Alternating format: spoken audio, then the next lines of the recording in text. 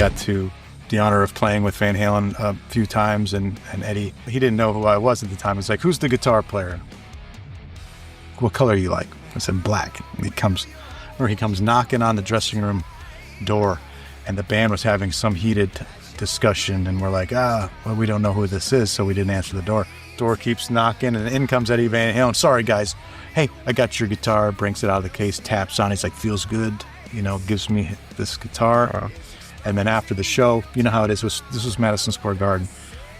We're underneath Madison Square Garden, and there's press and people, hundreds of people trying to get to the Van Halen camp. And he sees me out of the corner of his eye across all these hundreds of people trying to get to them. He runs over to me. He's like, "I forgot to tell you, you got to take two of the springs off the bar. That's how I set mine up." Gives me a kiss on the cheek and leaves. I'm like, come on. Yeah, he was very generous. You probably had more interactions with him than I did. We were touring Walk the Sky.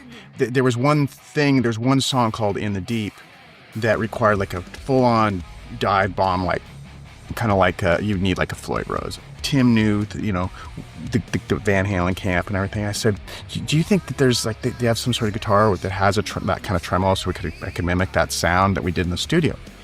He calls his buddy, and turns out Eddie's sitting in the car with him, and it's like on speakerphone, and Tim makes the request, our manager, and then all of a sudden Eddie chimes in and says, "Hey, I got that one guitar in the closet that I don't use. Just give him that one." And it was like a prototype for like the Kramer era Frankenstein.